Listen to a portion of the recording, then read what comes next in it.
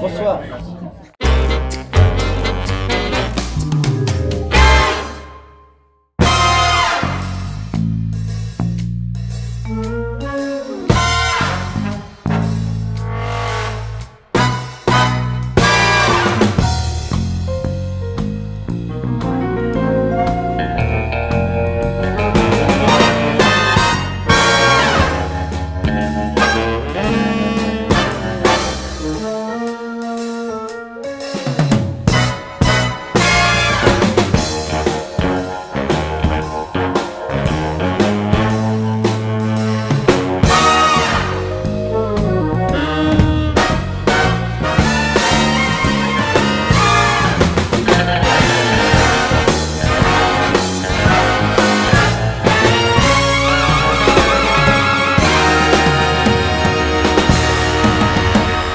Thomas pour le Fashion Post. Ce soir, nous sommes toujours à Val d'Isère et on est dans le temple de Bacchus. Nous sommes à la cave sur le comptoir, accueillis par Antoine Veriot. Bonsoir Antoine. Bonsoir Patrick. Et merci de nous accueillir. Alors, peux-tu présenter aux lecteurs, aux lectrices du Fashion Post ce lieu de vie?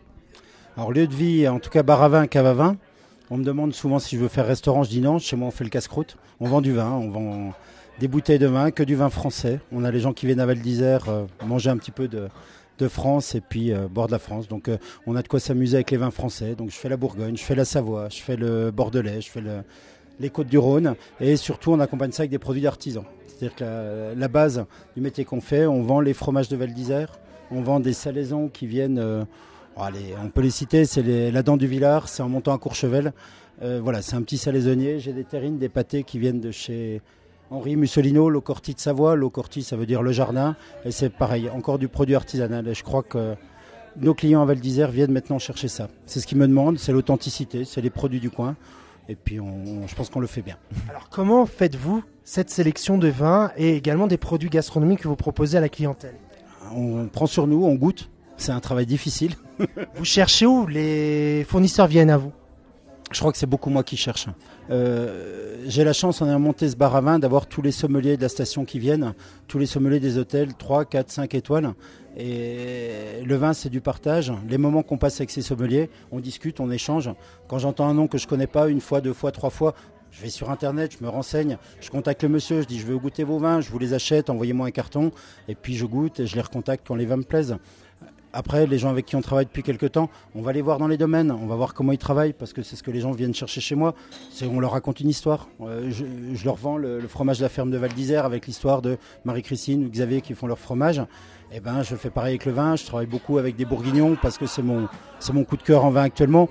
C'est des vins, voilà, c'est fait par des hommes, c'est fait à un endroit, on a des vins qui sont de plus en plus à vouloir avoir le goût de là où ils sont faits. Et je crois que c'est encore une fois ce que les gens nous demandent. Oui, moi ce que j'ai pu constater durant notre séjour, c'est que vous connaissez vraiment chaque bouteille, chaque histoire, comme un vigneron en fait. Alors eux, ils font le travail quand même, eux, ils ont les mains plus abîmées que moi. Bien évidemment, mais vous relayez, je veux dire, tout ce savoir. Vous êtes un peu leur ambassadeur. Complètement, et ça ils l'ont compris. On est à Val d'Isère. Être chez moi, c'est une 3 mètres par 4 sur les Champs-Élysées pour eux. Ils sont contents, les vignerons, qui ont compris que moi je vends que 3 bouteilles aux clients qui viennent à Val d'Isère. Mais quand ils rentrent à Paris, à Londres ou à Moscou, il dit j'ai aimé ce vin-là, il demande à son caviste ou à son agent, trouvez-moi ce vin-là.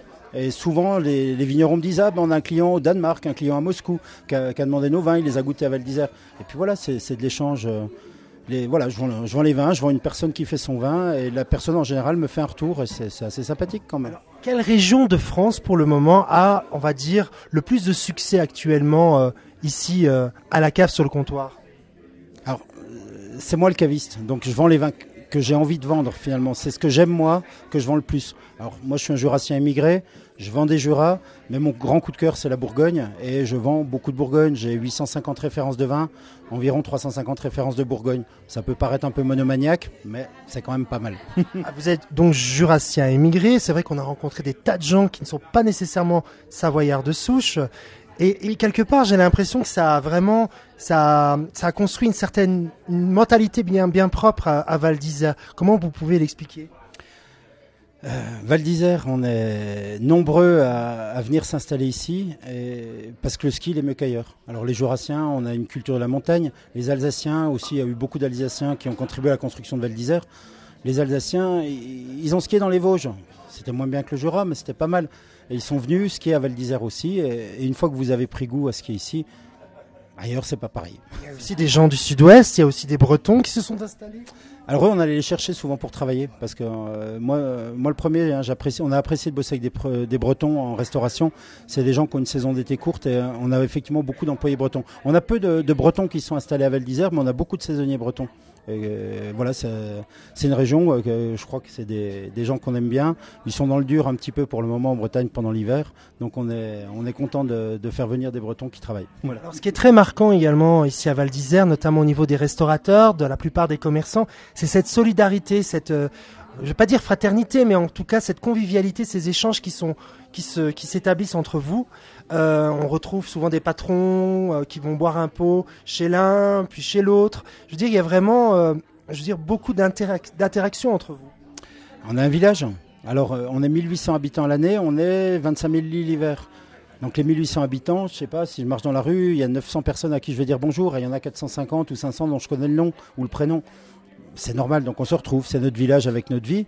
On essaye de trouver un peu de temps pour se voir les uns les autres l'hiver. On n'a pas beaucoup, mais quand on va manger chez l'un ou chez l'autre, c'est toujours un plaisir, c'est du partage. C'est la même chose que ce qu'on fait avec le vin. On ouvre une bouteille, on prend un bon produit, et puis on s'installe et on casse la croûte. Il y a un esprit Val d'Isère qui est un peu à part. Il y a ce côté village, on va le retrouver, le côté village. Alors après, on a un petit village gaulois, il y a une seule route ici, 8 mois par an, on est un petit peu loin de tout. Les lois de la République s'appliquent à peu près. D'accord. Alors revenons à la cave sur le comptoir. Est-ce que la cave est ouverte tout au long de l'année ? Alors non, je suis ouvert 8 mois par an. Je fais un petit peu plus que la saison d'été et un petit peu plus que la saison d'hiver parce qu'il y a une vie aussi en avant et en après-saison. Après, on fait nos 8 mois d'ouverture, on les fait 7 jours sur 7, 12 heures par jour. Donc il y a quand même des choses à faire à l'intersaison. On répare. Le bricolage, les petites choses. Ici, on est loin. Donc, il faut. Ce que j'ai le plus appris à Val d'Isère, après, c'est l'autonomie. C'est qu'il faut savoir se débrouiller. Et je crois que c'est ça, dans les rencontres qu'on a fait, c'est que tous les gens avec qui on travaille, ils sont pleins d'énergie parce qu'ils ont appris à se débrouiller tout seuls. À pas attendre qu'on leur donne la main. On leur donne la main entre voisins, entre collègues. Mais voilà, on fera pas les choses à notre place. Et quand vous êtes patron d'une petite entreprise, si vous ne les faites pas vous, personne ne les fait les choses. Alors tout comme dans les autres établissements de Val d'Isère, c'est aussi un travail d'équipe. Vous n'êtes pas tout seul ici à travailler. Vous pouvez présenter un petit peu l'équipe qui travaille autour de vous ? Alors cette année, j'ai 2 jeunes filles qui travaillent avec moi. Une qui s'appelle Aliénor, la jeune fille française que vous avez vue, qui vient de la région de Chablisienne, parce que j'aime bien travailler avec des gens qui s'intéressent aussi un petit peu au vin. Et j'ai une autre employée qui est anglophone, qui s'appelle Kelly, qui connaît rien au vin. Non, mais qui est enchantée d'apprendre, qui a envie de connaître le vin et qui se dit qu'elle vient faire une saison en France et elle veut manger du fromage français, boire du vin français et on passe des bons moments. Mais voilà, des petites équipes aussi. Donc il faut vivre ensemble, avoir l'esprit village. Vous avez vu ce que c'est le mauvais temps. Quand il fait moins 20 degrés, faut être entre copains puis il faut avoir quand même envie d'avancer parce qu'on arrive, on a un peu froid, il faut mettre la terrasse. Donc voilà, il faut des gens qui ont envie. Alors, voici un établissement de plus à découvrir absolument ici à Val d'Isère.